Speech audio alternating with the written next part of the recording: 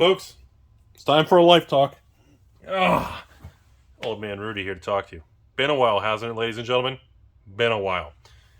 So, pull up a seat, take it back. Whatever the thing is, sit down and relax for a while. This is going to be a long video. It is pretty late in the day here. Hopefully the lighting's decent. Had to use some nice artificial lighting here. Hopefully everything's clear. Today we have two conversations to talk about, and I don't know how long the video is going to go. But today's conversation, number one, is about how all of us are, I feel we are all wired with incorrect expectations on investing and collecting in cards in 2021. I feel we've all really lost our way, including myself. The second part of the conversation, which I don't know if we'll get to, we might have to have a separate video on that. I want to touch on what's happening to a lot of the LGSs around the country with this Pokemon Magic Flesh and Blood, and a lot of prices coming down from their highs, and some stores that I've had communication with that are definitely a little over leveraged, and especially, actually, out of all of them, I thought the number one I'd hear about would be Flesh and Blood, but it's actually Pokemon. A lot of contacts with stores that I guess tried to sit on or invest heavily in battle styles, and now, you know, with some of the distributors that raised the price like $90 wholesale, and they are upside down. If they put them online, they lose 20-30% of their money net shipping and fees, and that's if everything goes smooth and no customers hose them. So that's the whole conversation with LGSs, kind of the great unwinding of the 2020 boom. We're starting to really put that behind all of us and move forward here in mid-2021. I'll try to get this video up on July 1st, 2021. That'll be a nice little good transition video here. Hopefully I can get this up on July 1st. It'll be perfect for you all. Kind of the first day of the second half of 2021 as 2020 becomes further and further in the mirror. And there's a lot to talk about, folks. We haven't had some good conversations in a while. That's on me. I apologize. I'm just trying to deal with a lot of behind the scenes with the launch of MetaZoo. The Flesh and Blood Monarch thing was in May. And of course, this huge Modern Horizons with Magic release, and of course, Chilling Reign release, and there was a Force of Will release. It's just been a lot, including some Weiss releases in between. So, let's jump into the first thing here. I feel that all of us have really lost our way. Let me explain what I mean by that. I don't think I've ever seen a point in time where people are expecting such fast, easy, exaggerated, ridiculous amounts of stupid free money than I've seen in 2021. And I think this is all kind of a side effect of what we've all been through in the last 12 months and what we all got wired to accept, well, as normal, which nothing has been normal in the last year. And, you know, I don't know if it started with the money printing in 2020, and this whole quarantine, tangerine, lockdown, virus, the world's ending, Magic's going to zero, every store panicked and turned off buy lists, and, you know, I don't know if that was really the catalyst. I feel like that was some of the fuel. I feel like the catalyst was the money printing of the government, which caused a lot of excessive spending. But I really feel the big tipping point was the crypto drop. But I feel the whole, you know, even Pokemon with the Logan Paul thing and all this Poketubers that came up just cracking boxes, and now the views are coming back down. Everything's really becoming stale, and some of those business models are no longer profitable. We're starting to see I almost want to say a panic. I'm getting a tremendous amount of contacts of people wanting to sell me like Pokemon single cards. And I'm sorry, I don't buy Pokemon single cards. I haven't in the last so many years, and I still don't buy Pokemon single cards. Even Pokemon sealed product at this time, I haven't bought any Pokemon sealed product except from distributors, leftover, you know, battle styles, and a couple cases of leftover Chilling Reign, just to kind of, for myself, to throw in the Rudy bathroom for the future hopes and dreams. No, I'm kidding. I'm not kidding. Am I? You know, but overall, I haven't really been doing much of that. But it feels to me right now, the number one most leveraged type of store appears to be Pokemon. And also sports cards. But I'm not going to get into sports much because I'm not very well versed in that sector. So I really don't want to talk about something I don't feel confident about really discussing in detail. I know sports cards have a really large retrace. But as far as Pokemon goes, you know, I don't know if it's the new junk PSA slab era of all the slabs are going to be coming back to market, if everybody's grading their energy cards and common cards. I don't know. I don't know if it's just a lot of people jumped into this hobby because they wanted to flip and make quick tendies. Everybody wanted quick free money. And the faucet of free money has ended. And there's nothing right now that you can just buy for $300 and sell for $1,000 and make a bunch of free money just flipping on the open market. We're returning to a more realm of normality. I don't know if that's a word, but it's a Rudy word. We're going with it. We're going back to more of the way things should be, which means anytime you adjust from a very significant way of life or expectations, you're going to see a lot of backlash, a lot of angry people, a lot of comment section, a lot of patrons on a lot of people's Patreon accounts, a lot of customers, a lot of people who feel ripped off or they lost money or they become upside down. We're going to start to see a lot of that, I feel. Flesh and Blood is experiencing a tremendous price decline now with an average 30 to 50%. Some are hitting 60% from their all-time highs. Very, very large price decline with an average price decline in Flesh and Blood about 40% right now. We're seeing, like I said, the new Pokemon Chilling Reign, the new Pokemon Battle Styles, most recent 2 Pokemon sets, similar, huge, on average about 35% drops from the high of Battle Styles of 170 and Chilling Reign of about 165. So we're seeing very similar 1/3 price drops. On top of that, the stores, not people, or the flippers who have the product are really, you're starting to really feel that tension, that anxiety, that fear of loss. This is a toxic asset. I need to get off my books. Rudy, I need to sell it immediately. What do you give me? What you're starting to detect more of a panic, more of an emotional response. So I think this is going to continue to fuel that snowball down a cliff. And at first I thought this was just going to be a sideways movement period, but I'm kind of shifting to more of an even more bearish negative perspective on the market right now, because I think we're going to start noticing a lot of deleveraging. It's starting to come clear that a lot of these stores were just really balls deep, balls to the wall on leverage, and ordering as much Modern Horizons or ordering as much Pokemon or buying as much vintage cards because they only go up. And same thing with Flesh and Blood. There's people out there that just don't give two anything. They don't give 2 shits about it. I was trying not to curse this video, but I'm trying to be nice to the YouTube algorithm. The YouTube algorithm's been a little mean to me lately on the channel, but I don't know. Maybe it's me for not having a lot of good videos lately. I don't know. Maybe it's my fault, but it feels like that, a lot of people who jumped into like the Flesh and Blood and Pokemon, including myself recently, with Pokemon, returning to it after a couple of years of XY era, the market's kind of going to start penalizing those people and see who can hang on, because the ship is taking on water and there's a lot of leverage and a lot of true colors are starting to come to the surface. And I think we're going to see a lot more downside pressure before we start to rebound. This could be more of an extreme drop than I expected, which is what it looks like is happening. But historically, just like Wall Street, when you have very intense drops, usually it overshoots to the downside, and eventually we will see kind of a rebounce, kind of a dead cat bounce, meow. I'm still not a cat. One of those things, and where we kind of level out kind of in between here in the high. Excuse me. Oh, I'm tired. It's late. But I think Magic is really... I think the combination of Magic, because Wizards continues to raise the wholesale prices, I think is really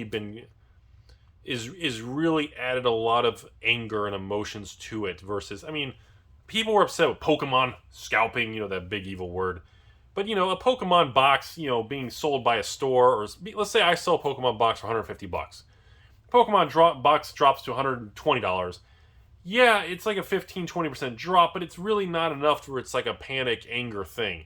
But if you sell a Magic box for $500 and the Magic box drops to $300, that feels a lot more intense because the raw dollar amount is very significant. Even though the percentage isn't much difference, but when you amplify the raw dollar size, the percentage moves feel a lot more intense. And I really think that's why you're going to see a lot more emotions, a lot more aggression towards the world of Magic right now into the next probably 90 days. I can't predict what's going to happen by the holidays, but I definitely think from now in the next 30, 60 days, I think we're going to see some rough roads, folks. Right now, I don't see any Magic products increasing in price. Period. Like, there's a few foo-foo little fairy dust fugazi, random reserve list cards that'll pop, or old foil card, or maybe a P3K single card, or a random box that'll jump or whatever. But I'm talking overall, like, I'm just not seeing any strength in any sector of the market. And based on the type of messages I'm reading and seeing, and how people are responding to Modern Horizons 2 box prices dropping very quickly right now, similar to Pokemon and Flesh and Blood and all the other ones, the attitude and the frustration to a lot of people seems to be a lot more pronounced, a lot more aggressive towards all stores and all YouTubers and all, MTG evil finance type thing. And I think, and again, like I've talked about, the pain of any form of a loss is always twice that of the pleasure of a gain. So in other words, downside losses always feel way more intense than a dopamine hit or some, enjoyable endorphin hit of making money or, getting it right. Being wrong in negativity is a very strong emotional response. But like I've always said, these are the times that, I talked about literally about a year ago from this time. 1 year ago from today, in the middle of 2020, I was talking to everybody about this whole stay the course thing in the middle of the virus end of the world thing. And, I feel the same way right now as I did last year. But unlike last year, I actually am pretty confident we're going to see more downside pressure right now. And I think a lot of the downside pressure isn't really a result of the whatever particular item you're buying. I don't think it's the fault of Magic or the fault of Pokemon or a particular single graded or sealed product. I don't think it's that. I think it's more of a side effect of a lot of people jumped in who shouldn't have. A lot of people got so wound up because everybody was staying home. Everybody was collecting government checks, let's say. Everybody was working from home, let's say. Everybody was watching more YouTube. Everybody was, very, how do I say it? Very in tune and following this Pokemon boom on YouTube. The Pokemon YouTuber thing on YouTube, the PokeTuber, became literally a normal sector of YouTube into this mainstream monster. And, it was a very rapid, aggressive shift and ripple through the market. And as they say, the more aggressive the ripple, the more aggressive the wave that comes back. Or, tsunami. The more aggressive that earthquake or shift, there's going to be that delayed impact later on. So I think a lot of this, I almost want to use the term self-inflicted versus a side effect of Wizards or Pokemon or Flesh and Blood or the new MetaZoo or Weiss or Force of Will or Yu-Gi-Ohs or Digimons or DBS. And I almost want to say this is more self-inflicted this time around. 2020's downturn was different. That was a fear and panic, and then literally the icing on the cake was the big dog saying, we don't want anything to do with old Magic cards. That was a very different thing. This is more a bunch of people jumped in and started spending money that they shouldn't have. And when they realized that money that they bought these collectibles in, whether it's single cards or sealed product, is not going to go up in value in the short term, that's going to cause massive people to just unload the market at any means necessary. And that's going to breed tremendous opportunity over the next few months on the downside for people looking to build positions in 2020, 2021 era product. But this time around, I unlike 2020, where I didn't really think there really was much downside potential in the middle of the year in 2020, I actually feel like we do have more downside potential this time. And my reason behind that is because of the leverage that I feel a lot of Timmys did, and also how much of a run-up we experienced. And again, picking on a Magic box. If a box of, what's a good one? Let's pick something new. Time Spiral Remastered. When I sold all my Time Spiral to patrons for $189 shipped, and they bought they were allowed to buy 3 boxes. And then the box prices went to $2, $210, $220, $250, spiked to a high of like 3 something. And then, of course, the Amazon surprise, we found more pallets, brought the price back down to that $250 range, which is, I believe, where it's at today. So a lot of people who paid, $350 for Time Spiral Remastered, expecting it to go to $500 a box, they're going to be pretty upset. And I don't think Time Spiral Remastered is going to go to $500 a box anytime soon. I do believe Time Spiral Remastered will go to $500 a box. but it's going to take a couple years. And we, as all human meat popsicles, we don't like waiting. We don't like the idea of being upside down on a product, even if it's for 1 day, 1 week, or 1 month, or 1 year. Something I've learned being at the highs of the industry and the lows of the lows in my life is that you need to spend time at the bottom. You need to spend time being upside down, and you need to spend time getting it wrong and screwing up. It's an important thing to work with yourself and be upside down and experience these losses, because it makes you a better, stronger, more rational human being. And I don't believe the mindset of instant gratification and social media and the now mindset, and I don't believe that has bred many people to handle those concepts very well. So I think because of that, the more we drop, the more we're going to accelerate the drop. Because simply put, a lot of people have never experienced this before. They're straight up noobs. These noob sabots, these newbies, these noob sabots are going to definitely take some hits. And if you're still watching the video, 16 minutes in, hashtag noob sabot. I want to see how many people are still watching.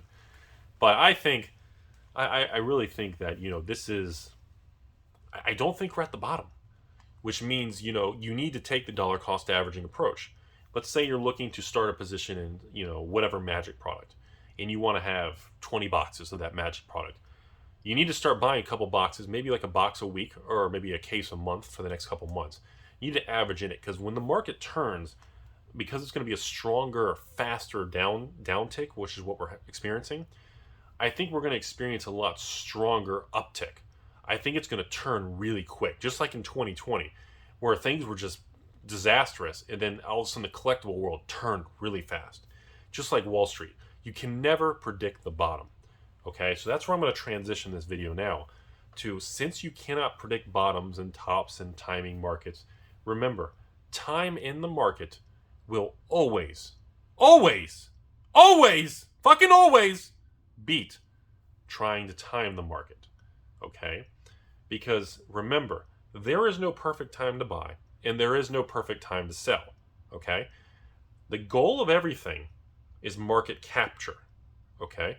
If a stock is $100 a share, you've always wanted to buy Rudy stock at $100. Okay? If that stock is $80 on sale, 25% off. Okay? Well, you buy some shares. Then it drops to 70, and you go, oh my God, I overpaid. I'm going to buy more.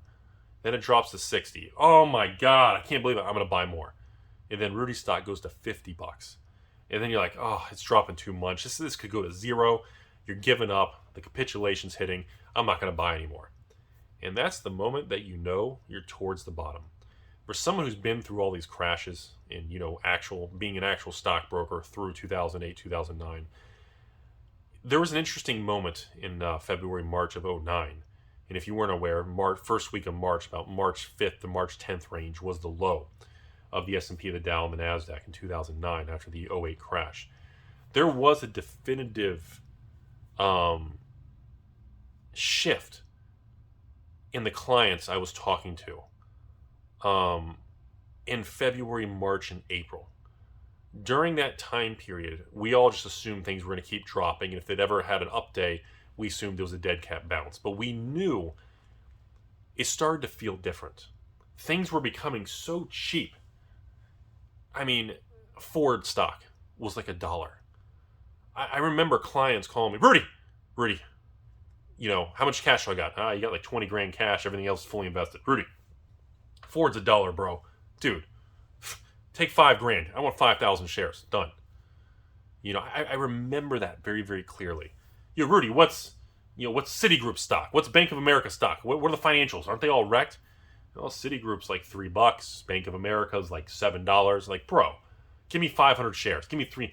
I remember the attitude, and I remember saying, sir, this could keep going lower. You could lose another 20, 30, 40%. And I remember it went from everybody being negative to these few Superman with a cape, someone coming in with a cape saying, you know what, it's so cheap, I don't care anymore. Like, hey, if I'm buying Ford at $1, if I'm buying B of A, I'm buying Citi, I'm buying JP Morgan, I'm buying some GS, Goldman Sachs, I don't care. It's so cheap. Who cares? What's the down? See, that's when the mind shift started to change. The government started doing these bailouts and money printing. That's another conversation. But the perspective started to shift where people were saying the downside is so minimal.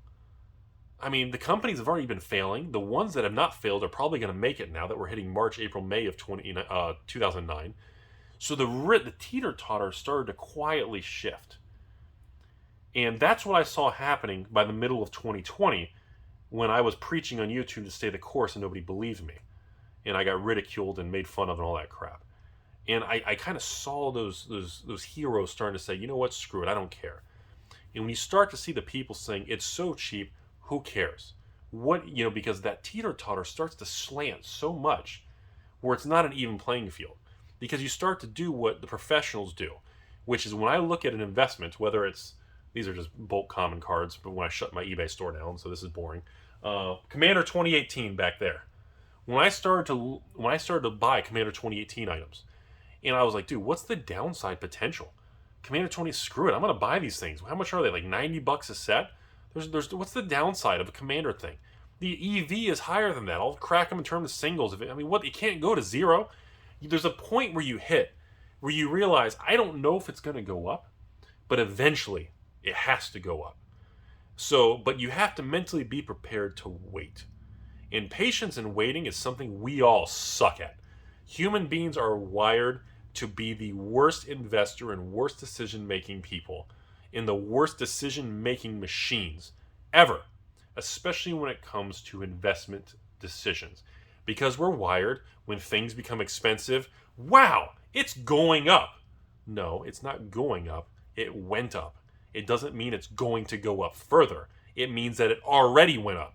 But the fact you see the line going up psychologically makes you want to buy.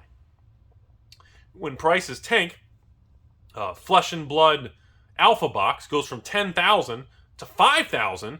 Oh my God, that's a bubble. That $5,000 box would go back down to $500, 99% loss.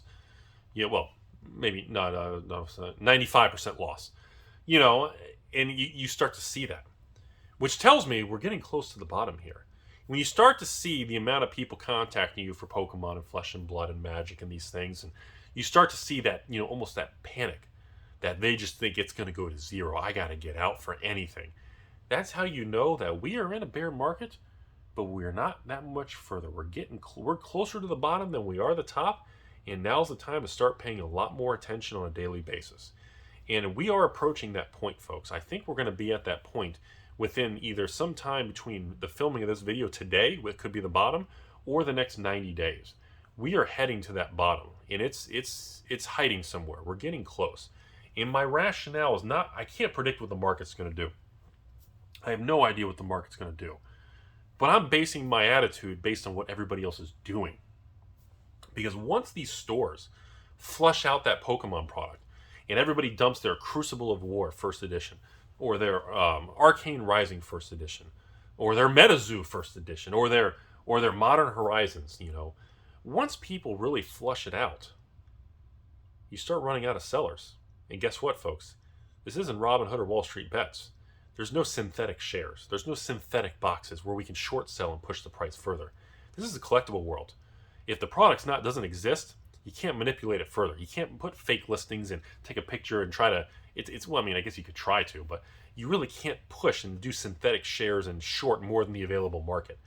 So when I start to see the behavior of other Timmies, I'm watching behavior. I don't really care how much the price moves. I don't care if an alpha box goes from 10,000 to 5,000, which is where it's at. And that 5,000 goes to 4,000, maybe even 3,000. But I can tell you this, there's going to be a price point where it's going to go down to, where it's going to get so attractive because you understand that everyone's dumped and flushed. Whoever moves in, you own the market. Or as they say in the movies in the 80s, the world is yours. The whole Scarface, remember, the world is yours, before he gets killed in the movie. Anyways, bad example. But, there's going to be that point where when, that's what happened with the XY era in Pokemon, folks. In the XY era, it was such a toxic thing. The only thing I got right about the XY Pokemon era in 2017 was I gave up but I didn't dump it all. I gave up and I threw it in a bathroom, and I just said, I'm not going to go in that bathroom because it smells bad. Because of tacos. No, I'm kidding. Because that was the only thing I got right. And the fact that I just refused to sell it because I believed in it long term, well, I'm lying. I didn't believe in it long term, but I was hoping that eventually it would at least rebound where it'd be worth it. I never in a million years, ever, expected to Pokemon Evolution cases that I have of booster boxes and my Pokemon, I think I have 10,000 packs of Pokemon Generations that I paid $2.75 a pack, I think it was, or $2.50 a pack, $2.50, and they're $50 a pack. I never in a million years thought that was going to happen. I can't sit here and tell you all I predicted it. Look at the old videos. I never predicted that. I never said that was going to happen. Where if you look at the old videos in this channel, I said Bazaar Baghdad was going to be worth $2,000. Well, I got that wrong because it's worth $3 to $10,000. You know, there were certain things I was very confident in.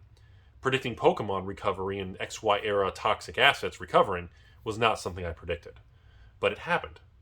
And I'm very grateful that I made the decision to not dump them for $50, $60 a box and just give up when everybody else did. But the point of that story was when everybody gave up, everybody flushed the market, every store in the country.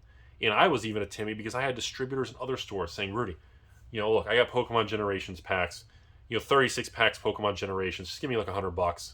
You know, Rudy, I have Pokemon Evolutions. If you'll give me, I got a bunch of loose packs from breaking down gift boxes. Come on, man, $2 a booster pack for Evolutions. Come on. And I turned it all down because I said, no, I was so scared and emotional that toxic acid of Pokemon XY era. But I failed to realize that we were flushing out.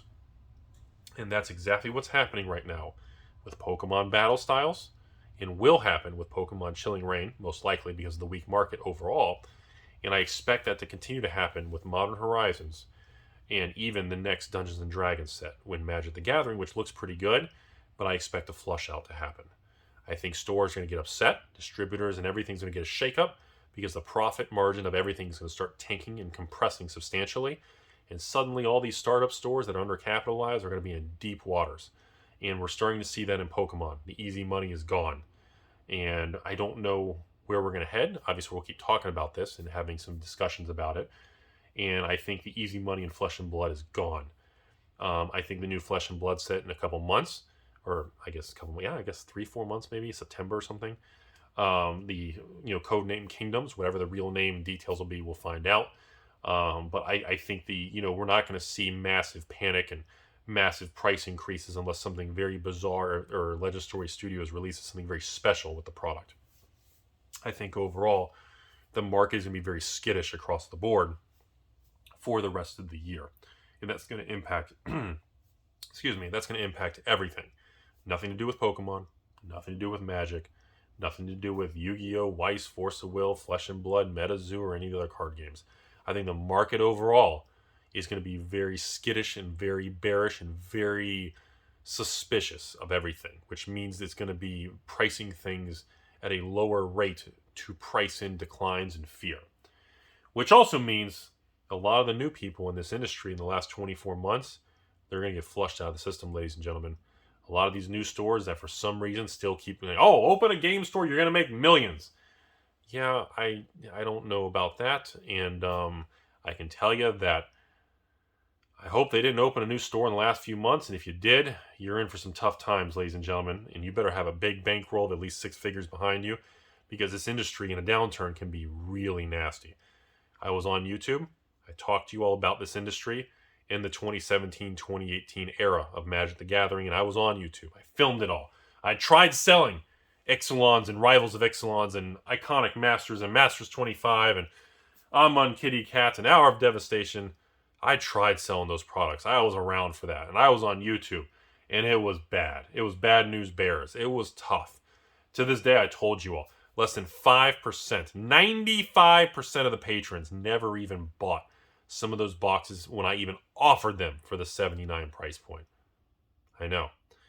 So, it's just, they were very difficult, dark days. And some of the reason I have some of those sets in the quantity I do is, well, because I couldn't physically sell them. you know. And that's really about it. I think we're going to cut this conversation off. I think this was a good video today. It's just, I need people to sit back, calm down, and just accept. Don't fight the market. Don't act like, you know, some big, you know, castle, snowball, kingdom, really awesome stuff, or Snow City Games is controlling the market. No individual person is controlling the market. The market attitude is shifted. The easy day of just massive gains and everything skyrocketing, of Time Spiral, Flesh and Bloods, and Meta Zoos and Pokemon to $200. You know, every Pokemon box comes out in $200-$300. I just think we're going back to normal. And I think normal is not attractive to a lot of people. And I think normal is going to make a lot of people quit. And when a lot of people quit and they throw their hands up and they walk out that back door, yeah, we'll throw in a giggity for the video. They're going to dump their crap on the market at any price. And that any price is going to be undercutting and forcing that falling knife to accelerate. But that also tells me we are building a very nice bottom to move forward into the end of the year in 2022. Final thought, everybody. If you're in a stable situation and you really feel confident about your situation, I would definitely recommend don't be a hero. Go slow. Build to your positions a little bit every week, every month from now to the end of the year. I think you'll be very, very happy in a couple years. But just be aware, I don't see any easy money or quick flips in the market right now in any game across the board. The market, nothing. I mean, we may have outliers and they come out and pops and wow, you got lucky, you know, lightning in the bottle situation. But overall, you need to go into this with the correct attitude.